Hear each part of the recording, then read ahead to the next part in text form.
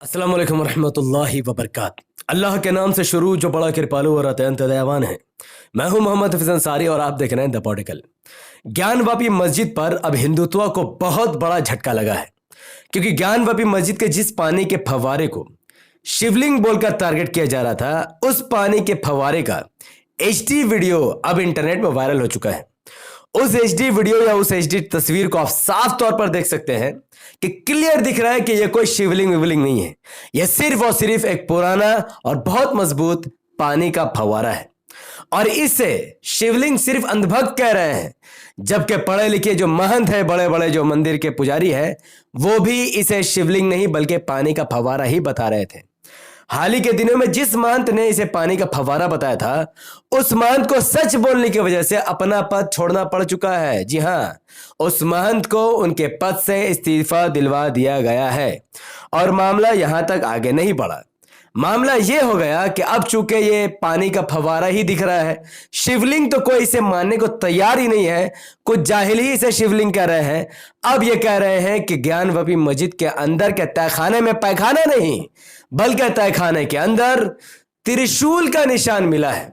उस त्रिशूल के निशान को भैया आप दिमाग खोलकर अच्छे से देखो, अनभक्तों से भी, जुम्मनों से भी, मुसलमानों से भी और हिंदू से भी, भाई सब मिलकर इसको देखो।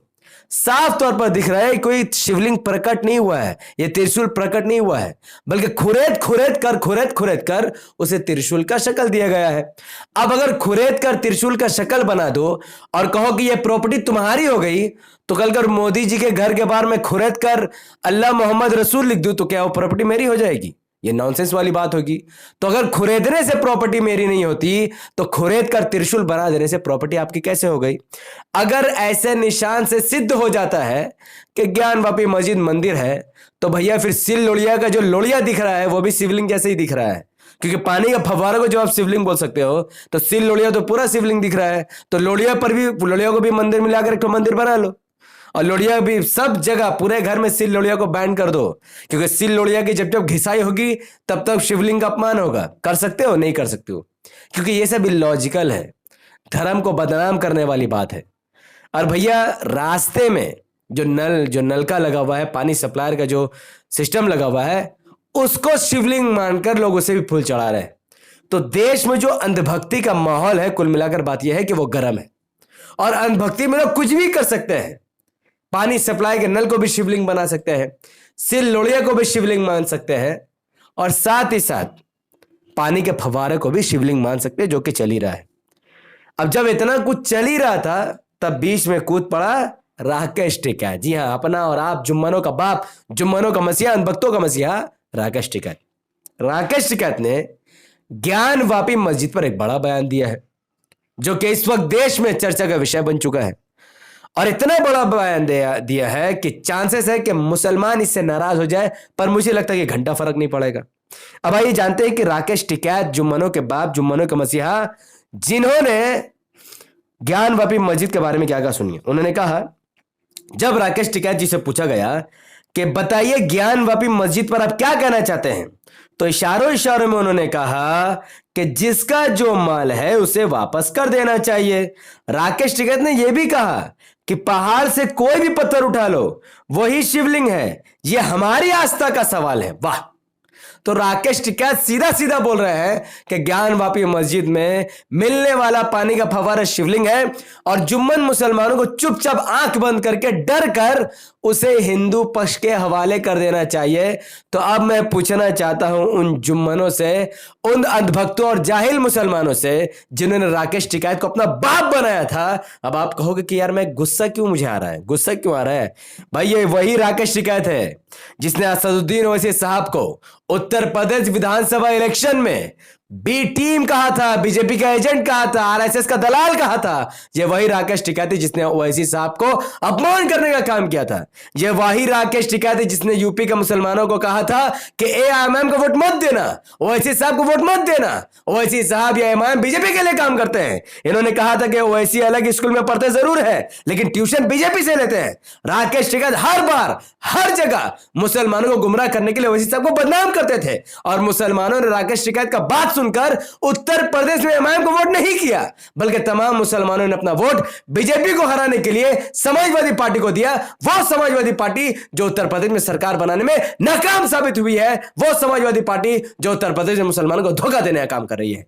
तो वो राकेश टिकैत जो ओवैसी साहब को बीजेपी का एजेंट, बीजेपी का बी टीम बोल रहा था, जो ओवैसी साहब को बदनाम कर रहा था, आज वही राकेश टिकैत जो ओवैसी साहब के खिलाफ था, आज वो राकेश टिकैत ज्ञान वापी मस्जिद के भी खिलाफ है। ज्ञान वापी मस्जिद में मिलने वाला जो फव्वारा है पानी का, उसे शिवलिंग कहने को तैयार है। तो मुसलमानों, एक बात कान खोलकर सुन लो, भारत का जो भी इंसान, जो भी नागरिक, जो भी नेता, जो भी पढ़ा लिखा अनपढ़ इंसान अगर ओवैसी साहब को बीजेपी का एजेंट या बीजेपी के बी टीम कहता है राकेश टिकैत की तरह, तो समझ जाओ वो इस्लाम का, मुसलमान का और संविधान का सबसे बड़ा दुश्मन है, जिसका प्रूफ राकेश टिकैत ने ऑलरेडी अपने जबान से कर दिया है।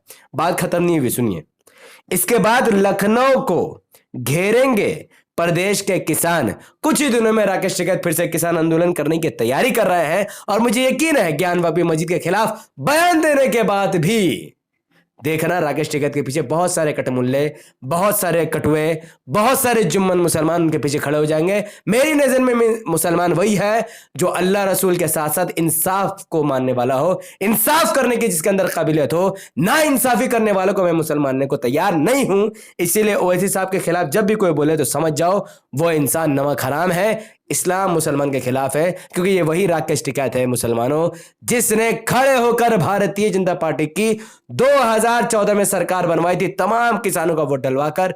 ये वही राकेश टिकैत है जिसका नाम मुजफ्फरनगर के दंगे में आता है। लेकिन मुसलमानों को उत्तर प्रदेश में चुल्लू भर पानी में डूब मरना चाहिए कि ऐसे राकेश टिकैत की बात मानकर उन्होंने ओवैसी साहब को बीजेपी का एजेंट समझकर समाजवादी पार्टी को वोट दे दिया और अपना बेड़ा गर्क कर दिया।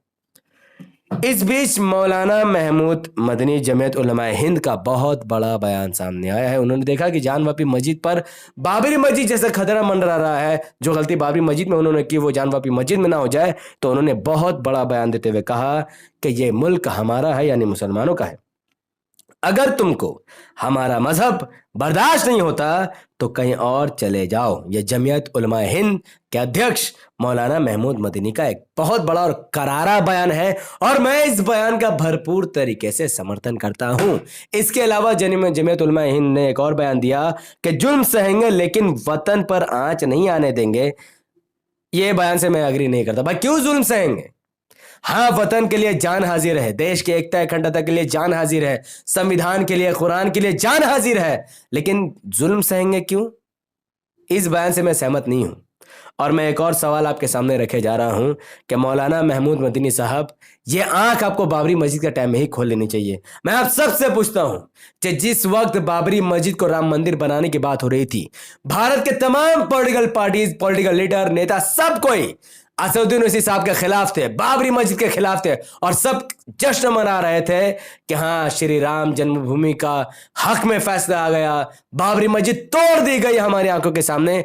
कोई उफ तक नहीं कर रहा था। उस वक्त ओवैसी साहब कह रहे थे कि ये बाबरी मस्जिद तक नहीं रुकेंगे, इनका हाथ काशी और मथुरा पर भी पहुंचेगा, तो सेक्रीफाइस मत करो, जुल्म मत सहो, लो उसके लिए जो तुम्हारा है और संविधान के दायरे में रहकर अपना हक मांगो।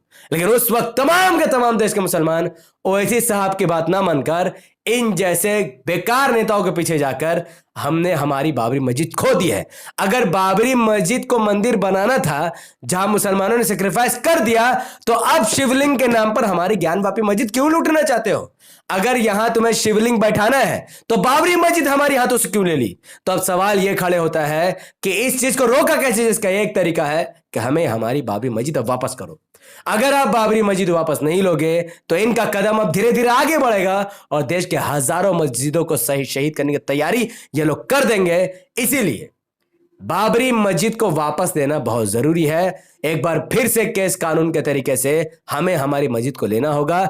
मैं वादा करता हूं आपसे, इसका सिर्फ एक तरीका है कि जिस दिन भारत के हर राज्य के मुसलमान अपना हर वोट AIMIM को देना शुरू करेंगे, जिस दिन भारत के 25 करोड़ मुसलमान अपना नेता अकबरुद्दीन ओवैसी साहब को मान लेंगे, अपना नेता असदुद्दीन ओवैसी साहब को मान लेंगे, अपना सदर को खुद चुनेंगे, AIMIM को वोट करना शुरू करेंगे, आसमान पर पतंग उड़ेगा, जमीन पर पतंग लहराएगा, उस दिन बाबरी मस्जिद भी हमारी होगी और तमाम देश की मस्जिदों पर वो हरामखोर, वो दंगाई, वो हिंदुत्व, वो सुअरों की भीड़ हमारी मस्जिदों के बारे में सोचने से भी कांप जाएंगे। यह मैं आपसे वादा करता हूं। लेकिन यह तभी होगा जब आप अपना वोट सिर्फ और सिर्फ एआईएमआईएम को ही देंगे। वरना जैसे हमने बाबरी मस्जिद खो दी, वैसे जानवापी मस्जिद भी खोएंगे और हजारों हजारों मस्जिदें खो देंगे जो आज हमारी राहें देख रही हैं, जिनमें अल्लाह का कलाम गुजता है। वहां पर उनके देवी देवताओं का फरमान गुजेगा। तो फैसला आपके हाथों में है। आपका वोट डिसाइड करेगा कि मस्जिदें हमारे तरफ रहेगी या फिर उन्हें तोड़कर मंदिर बना दिया जाएगा। एआईएमआईएम को वोट देने वालों पर अल्लाह रहम करे। मैं आप सबसे गुजारिश करता हूं इस वीडियो को लाखों लोगों तक पहुंचाने के लिए इसे लाइक कीजिए। इसके लिंक को व्हाट्सअप, फेसबुक, इंस्टाग्राम जैसे सोशल मीडिया के प्लेटफॉर्म पर शेयर कीजिए। अपनी बातों को कमेंट पर रखिए। कितना कुछ होने के बाद भी क्या आप एमआईएम के साथ हैं या फिर उन कटमुल्लों के साथ हैं जो लोग मुसलमानों को धोखा दे रहे हैं।